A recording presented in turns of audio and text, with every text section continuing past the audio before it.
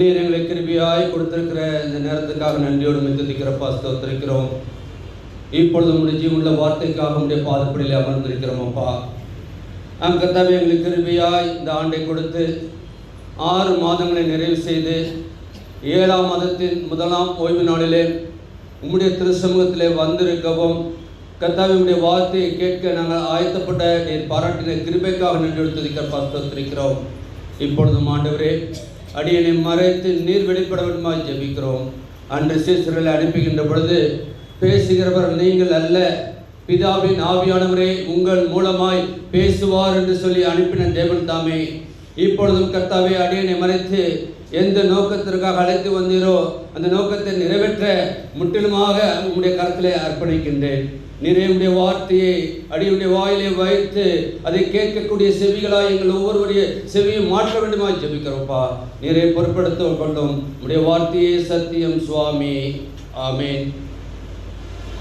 கர்த்தருக்குள் பிரியமானவர்களே, கடவுளுடைய பெரிதான கிருபையினாலே இந்த அற்புத ஆலயத்திலே இந்த காலை வேளையிலே உங்களோடு கூட இணைந்து கர்த்தரை ஆராதிக்கவும், கர்த்தருடைய விலையேறப்பெற்ற வார்த்தையை பகிர்ந்து கொள்ளவும், அதைத் தொடர்ந்து நமக்காக ஆயத்தப்படின திருமந்திலே பங்கு கொள்ளவும் கர்த்தர் அடியனுக்கு பாராட்டின இரக்கங்களுக்காக, கிருபைகளுக்காக கர்த்தருக்கு நன்றி செலுத்துகின்றேன்.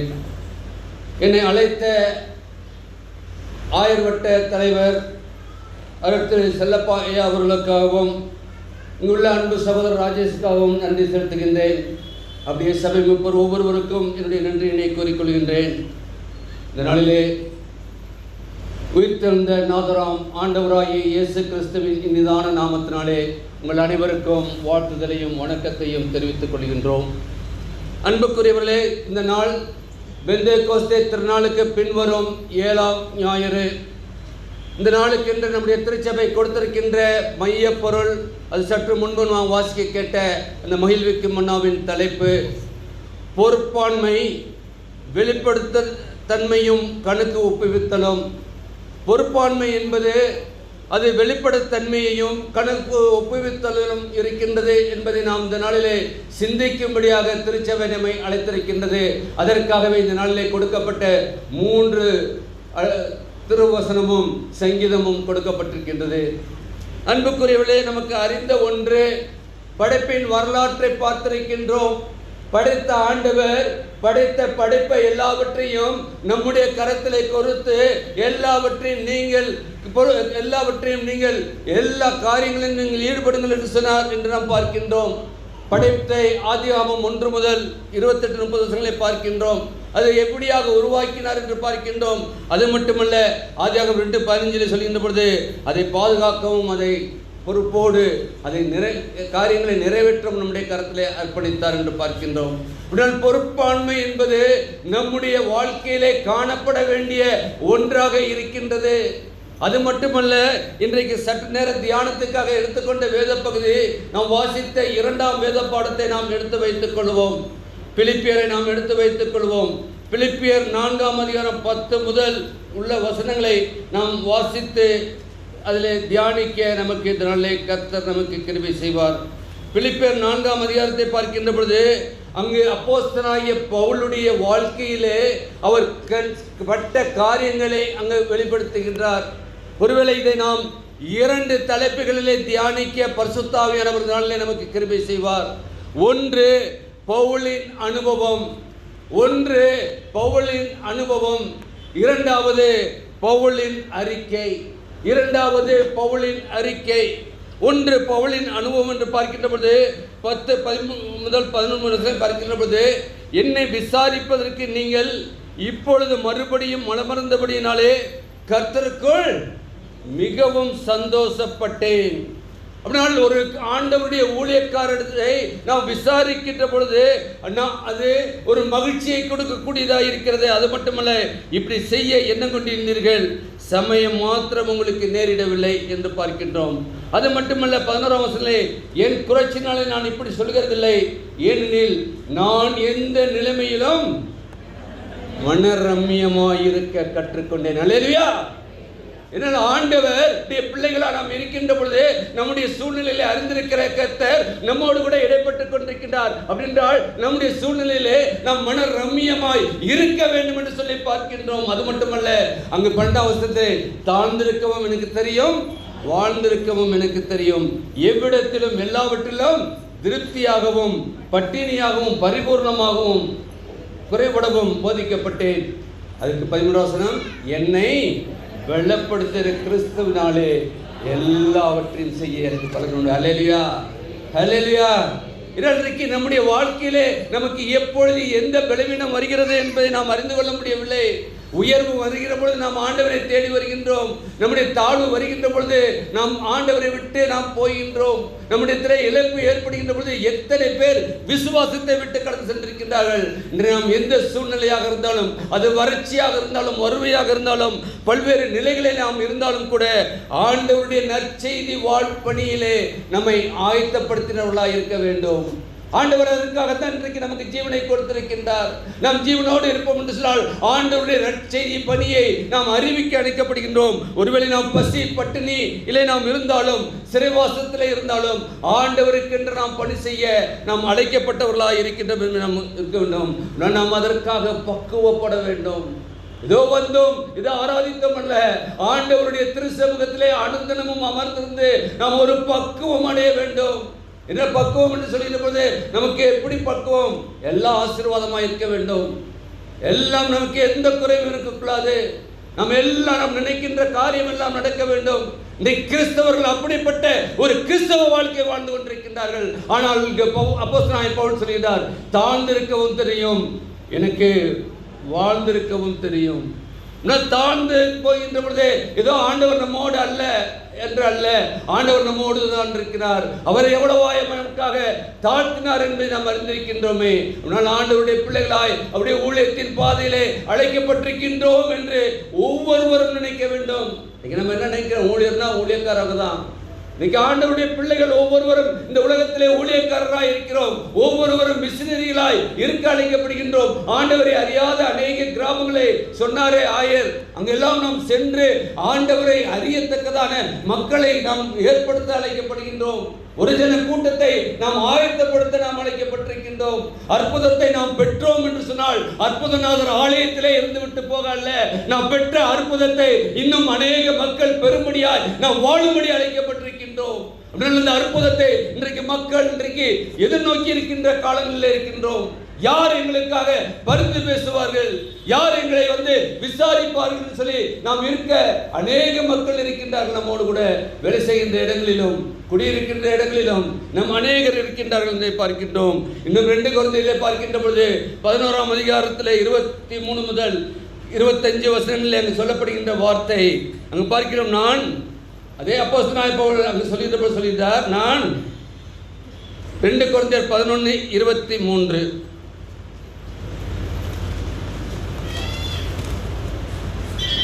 நான் அதிகமாய் பிரயாசப்பட்டவன், அதிகமாய் அடிக்கப்பட்டவன், அதிகமாய் 2 கொரிந்தியர் 11:23 சார் 1 கொரிந்தியர் சார் 2 கொரிந்தியர் 11:23 அடிக்கப்பட்டேன்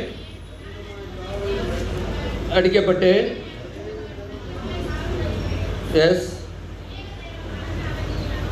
அநேக நேரம் மரண அவஸ்தையில் அகப்பட்டவன். அப்போஸ்தலனாகிய பவுல் அனுபவம் என்ன? அன்னைக்கு சவுலா இருந்த பொழுது அவருடைய வாழ்க்கையை நாம் அறிந்திருக்கின்றோம். ஆனால் ஆண்டவர் சந்தித்த மாத்திரத்திலே நான் என்ன செய்ய சித்தமாக இருக்கிறேன் சொன்ன பொழுது, நீர் யார் என்று கேட்ட மாத்திரத்திலே நான் உன்னை துன்பப்படுத்துகிற கிறிஸ்து உன்னை நான் என்ன செய்ய சித்தமாக இருக்கிறேன் சொல்லி தன்னை அர்ப்பணித்தாரே. இன்னைக்கு அநேக கிறிஸ்துவனுடைய வாழ்க்கையிலே அர்ப்பணிப்பின் அனுபவம் இருக்கின்றதா? நாம் அர்ப்பணிக்க அழைக்கப்பட்டிருக்கின்றோம். அங்கு பார்க்கின்றோம். அது மட்டுமல்ல, 24 வசனத்திலே யூதர்களால் 1 குறைய 40 அடி எத்தனை 5 தரம் பட்டாராம். நம்முடைய ஆண்டவர் இயேசு கிறிஸ்து நம்மனாரு 1 குறைய 40 அடி அப்படியே போகுது. அவர் 1 தரம் தான் பட்டாரு. ஆண்டவர் இயேசு கிறிஸ்து எத்தனை தடவை பட்டாரு? 1 குறைய 40 அடி. கல்வாரி வீட்டுக்காக சிலுவையை சுமந்து செல்கின்ற பொழுது அவருடைய உடம்பெல்லாம் பீக்கப்பட்டது என்று சொன்னால், அவர் அடிபட்டது உங்களுக்காகவும் எனக்காகவும். அங்கு சொல்லப்படுகின்ற பொழுது 1 குறைய 40 அடி. ஆனால் இங்கு அப்போஸ்தலனாகிய பவுல் சொல்கிறார் 1 குறைய 40 அடி. 1 தடவை இல்லை, 2 தடவை இல்லை, 5 தடவை. அப்படின்னா ஆண்டவருடைய பிள்ளைகள் ஊழியத்தில் நாம் இருக்கின்ற பொழுது அடிமேல் அடி. நம்ம அடிச்சோன்னே போயிடுறோம். வேண்டாப்பா, இந்த சொத்து ஊழியமே வேண்டாம், இந்த இதே வேண்டாம். அன்புக்குரியவர்களே, ஆண்டவருக்கு சொல்லுகின்ற பொழுது இங்கே சொல்கிறார் 5 தரம் அடிபட்டேன். அது மட்டுமல்ல, 3 தரம் லார்களால் அடிபட்டு, 1 தரம் கல்லீர் உண்டேன், 3 தரம் கப்பர் சேதத்தில் இருந்தேன், கடலிலே ராப்பகலும் போக்கினேன். அது மட்டுமல்ல, அதில் பார்க்கின்ற பொழுது கடைசியாக 13ஆம் வசனம் சொல்லுகின்றது.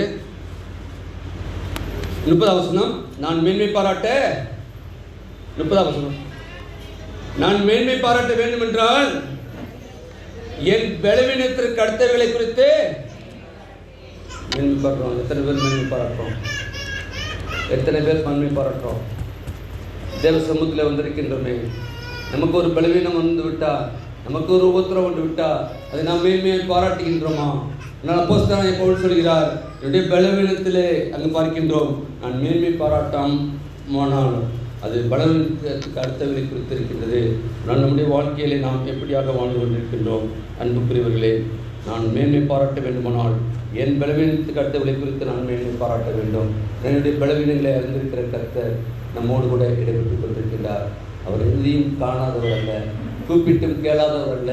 நாம் கூப்பிடுவதெல்லாம் விசவியமாய் இருக்கின்றார். அவர் நம்மோடு கூட பயணிக்கின்றவராக இருக்கிறார். நான் வசத்திலே நான் உன்னோடு கூட இருக்கிறேன் என்று சொல்லி வாக்குப்பட்டிருக்கிறார். நாம் எப்பொழுதெல்லாம் விழுகின்றோமோ அப்பொழுதெல்லாம் தூக்கி எடுக்கின்றவராக இருக்கின்றார். அப்படி என்றால் நாம் அவரோடு கூட இருக்க அழைக்கப்படுகின்றோம். இன்றைக்கு நம்முடைய வாழ்க்கையிலே சரிசமமான ஒரு வாழ்க்கை, ஒரு ஆரோக்கியமான வாழ்க்கை தான் கிறிஸ்துவை வெளிப்படுத்தும் வாழ்க்கை என்று பார்க்கின்றோம். அதுவல்ல பிரியமானவர்களே, நாம் எந்த நிலைமையில் இருந்தாலும் மனரம்யமாய் இருக்க கற்றுக்கொள்ள வேண்டும். நம்மை பார்க்கின்ற மக்கள், இவர்களுக்கு இவ்வளவு பிரச்சனை, இவ்வளவு போராட்டம், இவ்வளவு நிந்தைகள், இவ்வளவு இழப்புகள் என்று சொல்லி நம்மை சுற்றி இருக்கின்ற பார்த்தாலும் நம்முடைய மன ரம்மியமான காரியங்களின் மூலமாய் அவர்கள் ஆண்டவராகிய இயேசு கிறிஸ்துவை கண்டுகொள்ளத்தக்கதான ஒரு காலமாய் இருக்க அழைக்கப்பட்டவர்களாக இருக்கின்றோம் என்ற ஆண்டவர் பார்க்கின்ற போது எதிர்பார்ப்புகள் மிகவும் அதிகமாக இருக்கின்றது. இன்றைக்கு ஆண்டவருடைய எதிர்பார்ப்பு மிக அதிகமாக இருக்கின்றது. என்னால் காலம் செல்லாது, காலம் அதி சீக்கிரமாய் அவருடைய வருகை இருக்கின்றது. ஒருவர் கெட்டழிந்து போவது அவருக்கு சித்தம் அல்ல, எல்லாரும் ரட்சிக்கப்பட வேண்டும். இதோ நான் ரட்சிக்கப்பட்டு விட்டேன், என்னுடைய குடும்பம் ரட்சிக்கப்பட்டு விட்டது, அல்லது என் திருச்சபை ரட்சிக்கப்பட்டு விட்டது அல்ல, இன்னும் ரட்சிக்கப்படாத மக்களை எல்லாம் சந்திக்கத்தக்கதான ஒரு காலங்களை கர்த்தர் உங்களுக்கும் எனக்கும் கிருபையின் காலமாய் கொடுத்திருக்கிறாரே. நம்மை சுற்றி இருக்கிற கிராமங்களில் எல்லாம் எத்தனை பேர் இயேசு என்ற நாமத்தை அறியாதபடி வாழ்ந்து கொண்டிருக்கின்றார்களே, அவர்களுக்கெல்லாம் இயேசு என்ற நாமத்தை அறிவிக்கும்படியான நாட்களை கர்த்தர் கொடுத்திருக்கின்றார். அதான் சங்கீதக்காரன் சொல்கின்ற பொழுது 37ஆம் சங்கீதம் 3 முதல் 5 வசனங்களிலே மிக அழகாக சொல்கிறார். 3ஆம் வசனம், கர்த்தரை நம்பி நன்மை செய், தேசத்திலே குடியிருந்து சத்தியத்தை மேய்ந்து கொள். அது மட்டுமல்ல, கர்த்தரிடத்தில் மனமகிழ்ச்சியாயிரு, அவர் உன் இருதயத்தின் வேண்டுதலை உனக்கு அருளி செய்வார். அது மட்டும் 5ஆவதுல உன் வழியை கர்த்தரிடத்தில் உன் வழியை கர்த்தருக்கு ஒப்புவித்து அவர் மேல் நம்பிக்கையாயிரு, அவரே காரியத்தை வாய்க்கப்படுவார். அவரே காரியத்தை. அப்படின்னா நீங்கள் நானும் என்ன ஆயத்தப்பட வேண்டுமா? ஆண்டவரே உம்முடைய சித்தம் என்ன என்று சொல்லி நாம் ஆயத்தப்பட்ட மக்களாய். பவுலுடைய ஆயத்தம் எப்படிப்பட்டது? எவ்வளவு பாடுகளின் மத்தியிலும் ஆண்டவருடைய சித்தத்தை அறிந்து எங்கு சொன்னாரோ எந்த சபைக்கு எப்பொழுது போக வேண்டுமோ சென்று 13 நிருபங்களை இன்றைக்கு எழுதி ஒவ்வொரு ஆராதனை வாசிக்கின்றோமே, அந்த ஜீவனுள்ள வார்த்தையை கொடுத்து சென்ற அந்த பவுலுடைய வாழ்க்கை நமக்கு முன்மாதிரியாக இருக்கின்றது. ஒரே ஒரு சபைக்கு எழுதுனதல்ல. இன்றைக்கு நம்முடைய தென்னிந்திய திருச்சபையில் நாம் அனுசரிக்கிறோம் என்று சொன்னால், இன்றைக்கு இந்த வார்த்தை தென்னிந்திய திருச்சபையிலும் நாம் எப்பொழுதும் நாம் கடைபிடிக்க வேண்டியவர்களாக இருக்கின்றோம். இன்றைக்கும் அது ஜீவனுள்ள வார்த்தையாக இருக்கின்றது. நாம் வாசித்த முதலாம் வேத பகுதியை பார்க்கின்ற பொழுது யாத்ராகமத்தில் பார்க்கின்றோம். யாத்ராகமம் 36ல் 2 முதல் 7 வசனங்களை நாம் வாசிக்கின்ற பொழுது அங்கே என்ன நடக்குது? 2ஆம் வசனம், பேர்சேபாவையும் அகோலியாவையும் கர்த்தர் நாணமடைந்து அந்த வேலையை செய்யும் வரும்படி தங்கள் இருதயத்தில் ஏற்படுத்த ஞான இருதயமுள்ளவர்களாய் எல்லாரையும் மோசே வரவழைத்தான். ஆண்டவர் ஒவ்வொருடைய செயல்பாடுகளையும் அறிந்திருக்கின்றார். அன்றைக்கு மோசே மூலமாய் இவர்கள் எல்லாம் அழை என்று சொன்ன பொழுது அழைத்தார். அழைத்த மாத்திரத்திலே அங்கு அவரிடத்திலே எல்லாவற்றையும் பொறுப்பை கொடுக்கின்றார். பொறுப்பை கொடுத்த மாத்திரத்திலே அங்கே நடைபெற்ற காரியம் என்ன? 4ஆம் வசனம், அப்பொழுது பரிசுத்தலத்திற்கு வேலை செய்கிற இவைகள் யாவரும் அவர்கள் செய்கிற வேலையின் காரியமாய் வந்து 5ஆம் வசனம், மோசேயை நோக்கி கர்த்தர் செய்யும்படி கற்பித்த வேலைக்கு வேண்டிய இதற்கு அதிகமான பொருட்களை ஜனங்கள் கொண்டு வருகிறார்கள். ஆயத்தம் எவ்வளவு ஆயத்தம் யார் கொண்டு வந்ததான்? ஜனங்கள் கொண்டு வந்தார்களாம். ஆயத்தப்படுகிற கேட்ட மாத்திரத்திலே அன்றைக்கு எல்லாரும் ஆலயத்திற்காக அங்கு காணிக்கையை கொண்டு வருகிறார்கள் என்று பார்க்கின்றோம். அன்புக்குரியவர்களே, அப்படினால் நீங்கள் எப்பொழுதும் அங்கு பார்க்கின்றோம், மோசே வரவழைத்த கர்த்தர், இஸ்ரவேல் புத்திரருக்கு திருப்படிகளை கொடுத்த கர்த்தர், காணிக்கையை வருகின்ற பொழுது அது நிறைவாய் வந்தது என்று பார்க்கின்றோம். அது மட்டுமல்ல, 7ஆம் வசனம் சொல்கிறது, செய்ய வேண்டிய எல்லா வேலைகளையும் செய்து முடித்த பின்பு பொருட்கள் என்னாச்சு? அதிகமாயிருந்தது. இதான் ஆண்டவர் எதிர்பார்க்கின்றது. ஒரு வெளிப்படைத்தன்மையை உள்ள வாழ்க்கை வாழ்வோம் என்று சொன்னால், வெளிப்படையாக நாம் எந்த காரியத்திலும் நாம் ஈடுபடுவோம் என்று சொன்னால், நிச்சயமாக இன்னைக்கு ஆண்டவர் எல்லாவற்றையும் வாய்க்கப்படுகின்றவராக இருக்கின்றார். நம்முடைய ஆயத்தம் எப்படிப்பட்டதாக இருக்கிறது? வெளிப்படைத்தன்மை உள்ளதாக இருக்கின்றதா? வெளிப்படை அற்ற வாழ்க்கை வாழ்கின்ற பொழுதுதான் அங்கு பிரச்சனைகளும் போராட்டங்களும் நிந்தைகளும் அவமானங்களும் வந்து கொண்டிருக்கின்றது. எனவே இங்கு பார்க்கின்ற பொழுது அன்றைக்கு அவருடைய அனுபவத்தை பார்க்கின்றோம்.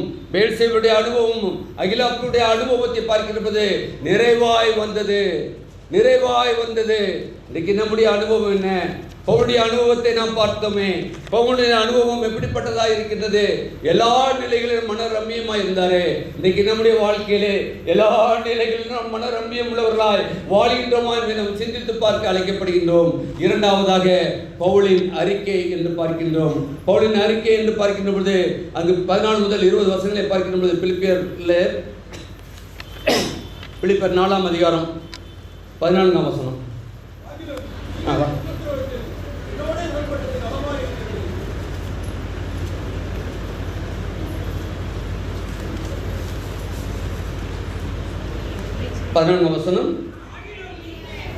ஆகிலும் என் உபத்திரவத்தில் என்னோடு உடன்பட்ட நலமாய் இருக்கிறது. மேலும் பிலிப்பியரே, சுவிசேஷத்தின் ஆரம்பத்திலே நான் மக்கெதோனியாவிலிருந்து புறப்பட்ட போது கொடுக்கல் வாங்கல் காரியத்தில் நீங்கள் மாத்திரம் எனக்கு உடன்பட்டதை அல்லாமல் வேறு சபை உடன்படவில்லை. பாருங்க, நாம் ஆண்டவருக்கு எதை கொடுத்தாலும் அது ஆண்டவருடைய காரியத்திலே ஈடுபடுகின்ற பொழுது அதற்கான ஆசீர்வாதம் உண்டு. அன்றைக்கு பார்க்கின்ற பொழுது அங்கு மக்கெதோனியாவிலிருந்து புறப்பட்ட போது அங்கு மக்கள் கொடுத்ததை அங்கு பவுல் சொல்லுகின்ற பொழுது இன்றைக்கும் அந்த வார்த்தை ஜீவ புத்தகத்திலே எழுதப்பட்டிருக்கின்றது. நம்முடைய வாழ்க்கையிலே நாம் ஆண்டவருக்காக எதை கொடுத்தாலும் அது ஆண்டவர் மறக்க அவர் மனிதர் அல்ல.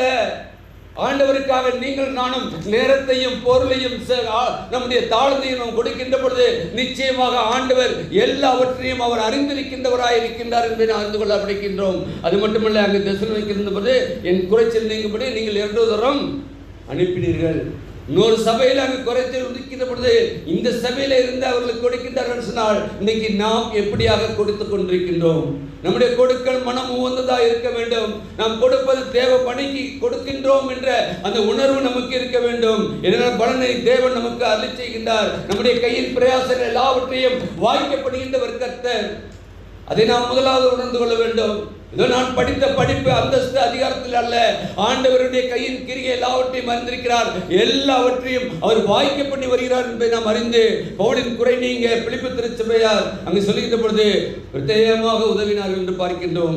நினைவு வந்து உதவி செய்வதன் உள்ளானாக அவர்கள் பலனை பெற்றார்கள் என்று பார்க்கின்றோம். அவர்கள் பலனை பெற்றார்கள் என்று சொல்கிறோம். அது மட்டுமல்ல, இங்கு பவுல் அவர்களை பாராட்டவும் செய்கின்றார். அன்புக்குரியவர்களே, இன்றைக்கு நாம் வாசித்த பகுதியில் பார்க்கின்ற போது நற்செய்தி பகுதியில் நமக்கு அடிக்கடி அநேக ஆயர்மார்கள் கொடுத்த செய்தி ஒருவேளை அது பார்க்கின்ற பொழுது இதில் என்ன பண்ணிருக்கு? மத்தேயு 24, லூக்கா 19:11 அதே தான். மத்தேயுவில் பார்க்கும் பொழுது 25-24 இங்கே தாளந்துன்னு கொடுக்கப்பட்டிருக்கிறது. ஒருவனுக்கு 5 தாளந்து, ஒருவனுக்கு 2 தாளந்து கொடுத்து அந்த எஜமான் சொல்கின்றார், மீண்டும் வரும் கணக்கு கேட்கின்றார். ஆனால் இங்கே லூக்காவில் சொல்கின்ற பொழுது இங்கே என்ன ராத்தல் 10 பேரை கூப்பிட்றாரு, கூப்பிட்டு ராத்தலை கொடுக்குறாரு. கொடுத்துட்டு போய் திரும்பி வந்து ஒருவனை கூப்பிட்டு கேட்டேன்னு என்ன சொல்லியிருக்காரு? அதை வச்சு நான் என்ன பண்ணேன்? 10 ராத்தல் சம்பாதிச்சேன். அடுத்து என்ன சொல்கிறான்? 5 ராத்தல். உடனே அவர் என்ன சொல்கிறாங்க? உண்மையும் உத்தமமான ஊழியக்காரன், உண்மையும் முக்கியமான ஊழியக்காரன். நான் ஆண்டவர் இன்றைக்கு உங்களிடத்தில் விண்ணத்தில் வருவார்னு சொன்னால் நாம் எத்தனை ஆத்துமாக்களை அறுவடை செய்திருக்கின்றோம், எத்தனை ஆத்துமாக்களை அறுவடை செய்ய நாம் அவருடைய கருத்தில் நாம் அர்ப்பணிக்க இருக்கின்றோம். நிச்சயமாக கணக்கு ஒப்புவிக்க நாள் உண்டு. ஏதோ ஆண்டவர் ஏதோ ஒருவர் அல்ல, வருகின்ற பொழுது அவருடைய கிரியைக்கு தக்க பலன் அவரோடு கூட வருகிறது பார்க்கிறோம். நாம் கணக்கு ஒப்புவித்தே ஆக வேண்டும். இன்றைக்கு அதனால தான் அந்த தலைப்பு திருச்சபை ஏற்பட்டிருக்கிறது. வெளிப்படைத்தன்மை மட்டுமல்ல, நாம் கணக்கு ஒப்புவித்தலும் நமக்கு கொடுக்கப்பட்டிருக்கிறது. ஏதோ ஒரு பொறுப்பை ஆண்டவர் கொடுத்திருக்கிறார். அந்த பொறுப்பிலே நாம் கணக்கு ஒப்புவிக்க நாம் அழைக்கப்பட்டவர்களாக இருக்கின்றோம். அங்கே சொல்கின்ற பொழுது 19ஆம் அதிகாரத்தில் சொல்கின்ற பொழுது அங்கே வெகுமதி பெற்றவர்களை அங்கே பாராட்டுகின்றார். 10 என்ன பண்ணுறாரு? 10 காரனுக்கு எத்தனை கொடுக்குறாரு? 10 பட்டணத்தை கொடுக்குறாரு. 5 தாளந்து பண்ணவனுக்கு 5 பட்டணத்தை. நினச்சி பாருங்கள். நீங்கள் நம்ம எத்தனை கிராமங்களை கொடுத்துருக்கோம். சுற்றி இருக்க கிராமம் எத்தனை ஆண்டு காலம், ஒருவேளை இந்த ஆலயம் கட்டப்பட்டு நிர்நிலைப்படுத்தப்பட்ட நாள் முதற்கொண்டு நாம் எத்தனை ஆண்டு காலமாய் நாம் ஆராய்ச்சி கொண்டிருக்கின்றோம். எத்தனை கிராமங்களில் ஆண்டவருடைய நற்செய்தியை நாம் அறிவித்திருக்கின்றோம். இதனால் கணக்கு ஒப்புவிக்க வேண்டிய நாட்களுக்குள்ளாக இருக்கின்றோம். ஆண்டவர் தாமதிக்கிறார் என்று சொன்னால் ஒருவனும்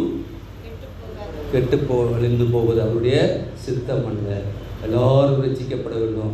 நான் கிறிஸ்தவனாக இருக்கிறேன், நான் மட்டும் ரசிக்கப்பட்டால் கிறிஸ்துவ அறியாத புறமஸ்தரும் ஆண்டவரே அறிந்து கொண்டு ஆண்டவரே என்று சொல்லி அவருடைய பரிசுத்தமுள்ள இரத்தத்தின் மூலமாய் அவர்கள் கழுவப்பட்டு ஆண்டவர் கொண்டு வந்த அந்த ரட்சிப்பை அவர்கள் பெற்றுக்கொள்ளத்தக்கதாக இருக்க அழைக்கப்படுகின்றோம். அங்கே பார்க்கின்ற பொழுது கடைசியாக அந்த ஒரு தாழ்ந்து என்ன பண்ணுறது? 27ஆம் வசனத்தில் ஒரே ஒரு இது கொண்டாந்தவனுக்கு என்ன பண்ணுறாரு? கொள்ளாத ஊழியக்காரனே. 22ஆம் வசனம். அதுக்கு முன்னுக்கு 26ஆம் வசனத்தை வாங்கி, நீர் வைக்காதது எடுக்கிறவரோ அருவமான கடினமுள்ள மனுஷன் என்று அறிந்து நமக்கு பயந்துருந்தேன். இன்னைக்கு நம்ம என்ன பண்ணுறோம்? கடவுளுக்கு பயந்துருக்கிறோம். என்ன பண்ணுறோன்னா அவர் நம்ம பரிசுத்தமாக இருக்கணும், அதனால் இவங்களோட தான் இருக்கக்கூடாது. ஆண்டவர் பரிசுத்தத்தை விரும்புகின்ற கர்த்தர். ஆனால் ஆண்டவர் பாவிகளை ரட்சிக்கும்படியாக உலகத்தில் இருந்தார். பாவிகளை நாம் சந்திக்கின்ற பொழுதுதான் அவர்கள் பரிசுத்தம் அடைய முடியும். பவியான ஸ்திரீ வந்த பொழுது எல்லாரும் என்ன சொல்கிறாங்க, என்ன செய்கிறாருன்னு பார்க்கலான்னு. அதனால் அவர் என்ன செஞ்சார், தீர்ப்பு சொன்னார். என்ன கையில் என்ன, உங்களில் எவன் பாவம் செய்து முதலாவது கல்லை எறிகிறவன். ஆண்டவர் பாவத்தை வெறுக்கின்ற கர்த்தர், பாவியை நேசிக்கின்ற கர்த்தர். என்னுடைய வாழ்க்கையிலும் உங்களுடைய வாழ்க்கையும் அறிந்திருக்கின்ற கர்த்தர். அப்படின்னு நம்முடைய வாழ்க்கையிலே ஒருவேளை இதை பார்க்கின்ற பொழுது ஆண்டவர் பார்க்கின்ற பொழுது சொல்கிறார், இது மாதிரி தான் நம்ம பயந்துகிட்டு இருக்கோம். ஆண்டவர்னா நம்ம இப்படி தான் இருக்கணும், இவங்கள்ட்ட பேசக்கூடாது, இவங்கள்ட்ட பண்ண இது பண்ணக்கூடாது, இவங்கள்ட்ட போகக்கூடாது. இன்னைக்கு நாமே ஒரு வளையத்தை போட்டுக்கொண்டு அந்த வளையத்துக்குள்ளாக வாழ்ந்து கொண்டிருக்கின்றோம். அதுவல்ல ஆண்டவர் சுத்தம்.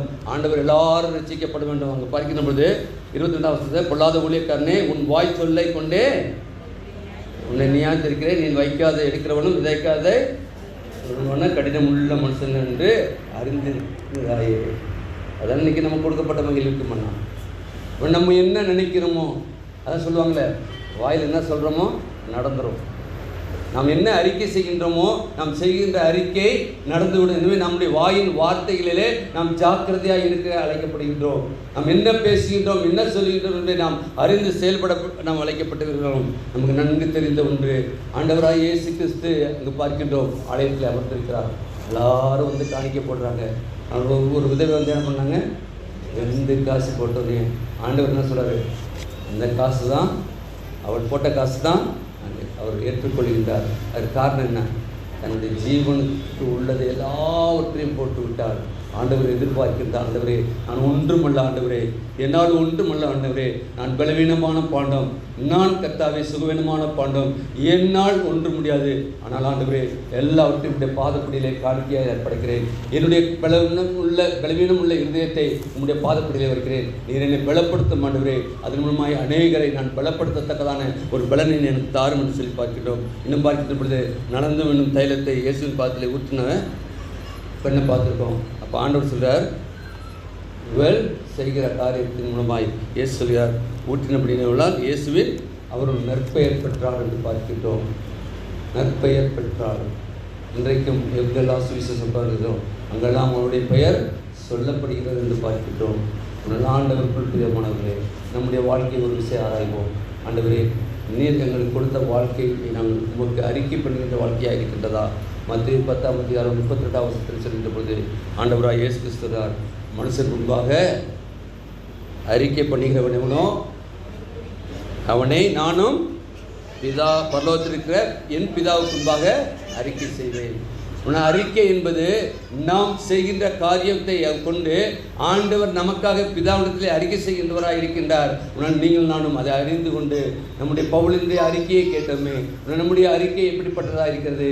ஆண்டவரே, நான் மனுஷனுக்குமாக என்னை அறிக்கை பண்ணுகிறவன், நான் எத்தனை பேருக்கு அவனை குறித்து சொல்லியிருக்கிறேன். ஆண்டவரே, நான் அறிக்கை செய்ய பிறந்தாரும் ஒருவேளை இதுவரைக்கும் நான் செய்யாதிருப்பேன் சொன்னால், நீ ஒரு நாட்களிலாவது ஆண்டவரே, நீர் எனக்கு கொடுக்கிற ஜீவனுள்ள நாட்களாவது கர்த்தாவே, நான் அநேகருக்கு உண்மை குறித்து அறிக்கை செய்ய எனக்கு கிருபை தாரும் சொல்லி நாம் அறிக்கை செய்ய அழைக்கப்படுகின்றோம். 1 தீமோத்தேயுவிலே பார்க்கின்ற போது 6ஆம் அதிகாரம் 12ஆம் வசனத்திலே அப்போஸ்தலனாகிய பவுல் தீமோத்தேயுவுக்கு சொல்கின்ற வார்த்தை, விசுவாசத்தின் நல்ல போராட்டத்தை போராடு, நித்திய ஜீவனை பற்றிக்கொள், அதற்காகவே நீ அழைக்கப்பட்டிருக்கின்றாய், அநேக சாட்சிகளுக்கு முன்பாக நல்ல அறிக்கை பண்ணினவனுமாய் இருக்கிறாய். நல்ல ஆண்டவர் சொல்கிறார், சாட்சி கொடுக்கின்ற வாழ்க்கை, அறிக்கை பண்ணுகிறது மட்டுமல்ல, நம்முடைய வாழ்க்கை ஒரு சாட்சி உள்ள வாழ்க்கையாக இருக்க வேண்டும். தீமோத்தேயு சொல்கிறார், விசுவாசத்தின் நல்ல போராட்டத்தை போராடு. நாம் விசுவாசிக்கிறவர் இன்னார் என்று அறிந்திருக்கிறோம். நமக்கு வரக்கூடிய போராட்டங்கள் உண்டு, நல்லது ஒரு போராட்டத்தை போராடும் சொல்லி பாடுகிறோமே. அதனால எல்லாம் பண்ணுவாங்க, எல்லா கல்லறையில் என்ன பண்ணுவாங்க, அவங்க இருந்தாலும் நல்ல போராட்டத்தை போராடினேன், போராட்டத்தை முடித்தேன், விசுவாசத்தை காத்துக்கொண்டேன். காத்துக்கிட்டாங்களா இல்லையான்னு தெரியாது. அந்த வசனம் எங்கு பார்த்தாலும் இருக்கிறோம். போராட்டமான உலகத்தில் அவர் ஒரு நல்லதொரு போராட்டத்தை போராடினார்களா என்பதை நாம் அறிந்து பார்க்க அழைக்கப்படுகின்றோம். ஒருவேளை நம்முடைய காரியங்களை நாம் அறிந்திருக்கின்றோம், நம்முடைய காரியங்களை ஆண்டவர் அறிந்திருக்கின்றார், அதற்காக நாம் அழைக்கப்பட்டிருக்கின்றோம் என்ற அந்த உணர்வு நமக்குள்ளாக இருக்க வேண்டும்.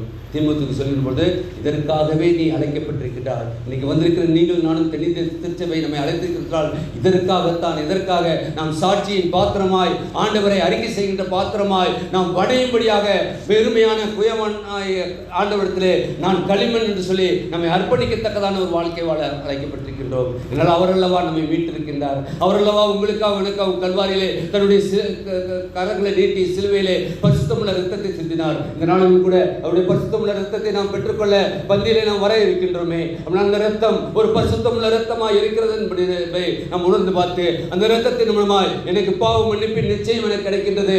எனக்கு ரட்சிப்பு மட்டுமல்ல, நான் பெற்றிருக்கின்ற அனுபவம் மட்டுமல்ல, அனுபவத்தின் மூலமாய் ஆண்டவரை நாம் அறிக்கை செய்யவும், ஆண்டவருக்கு நற்செய்தி பணி செய்யவும் ஆண்டவரே எனக்கு பலனை தாரும். எல்லா காரியங்களும் வந்திருக்கிறேன். இன்றைக்கு நான் உங்களுடைய பந்தியிலே நான் வருகின்றேன். உடைய திரு சரீரத்தின் மூலமாயும் திரு ரத்தத்தின் மூலமாய் உடைய எல்லா பாவங்களையும் நீக்கி ஆண்டவரே என்னை பரிசுத்தப்படுத்தும். ஆண்டவரே பரிசுத்தப்படுத்தி நான் வரக்கூடிய நாட்களிலே உமக்கு சாட்சியாய் இருக்கின்ற இடங்களிலே, வேலை செய்கின்ற இடங்களிலே, என்னுடைய காரியங்கள் ஒவ்வொன்றிலும் இருக்கின்ற திருச்சபையிலே என்னுடைய வாழ்க்கை சாட்சியாய் இருக்க எனக்கு கிருபை தாரும் என்று சொல்லி நம்மை அர்ப்பணிப்போம். அப்படிப்பட்ட ஒரு வாழ்க்கையை வாழ உங்களுக்கும் எனக்கும் பரிசுத்தாவின் நம்மை கிருபையும் ஒத்தாசையும் செய்வாராக. ஆமென். ஜெபம் செய்வோம். மகா கிருபையும் இரக்கமுள்ள கர்த்தாவே, நீர் எங்களுக்கு கிருபையாய் கொடுத்த ஜீவனுள்ள வார்த்தைக்காக நன்றியோடு மெத்திருக்கிற பஸ்தோத்திருக்கிறோம். கர்த்தாவே, பவுலுடைய அனுபவமும் பவுலுடைய அறிக்கையும் கர்த்தாவே நாங்கள் சிந்தித்தாலும் கூட கர்த்தாவே, இதோ கர்த்தாவே எங்களுடைய வாழ்க்கையும் கர்த்தாவே ஒரு விசை கர்த்தாவே எங்களுடைய அனுபவம் எப்படிப்பட்டதாக இருக்கிறது, உம்மோது கொண்டிருக்கின்ற அனுபவத்தை கர்த்தாவே ஒரு விசை வந்திருக்கிற நாங்கள் ஒவ்வொருவரும் கர்த்தாவை நினைத்து பார்க்கத்தக்கதான நேரமாய் மாற்றி கொடுக்க வேண்டுமாய் ஜெபிக்கிறோப்பா. அதன் மட்டுமல்ல ஆண்டவரே, உம்மை குறித்து நாங்கள் அறிக்கை செய்யவும் கர்த்தாவே அறிக்கை செய்வதன் மூலமாய் கர்த்தாவே அநேகர் கர்த்தாவே உம்மைக்குள்ளாக வரவும் உம்முடைய ரட்சிப்பின் அனுபவத்தை கர்த்தாவே பெற்றுக்கொள்ளவும் கிருபை ஜெபிக்கிறோப்பா. நிறைய கர்த்தாவே ஒவ்வொருவரையும் பொறுப்படுத்திக் கொள்ளும். வந்த ஒவ்வொருவரையும் பேர் பேராக குடும்பமாய் நீர் ஆசீர்வதிக்கவே ஆசீர்வதிக்கமாய் மீட்பர் இயேசுவின் ஜெபிக்கிறோம் ஜீவனுள்ள நல்ல பிதாவே. ஆமென்.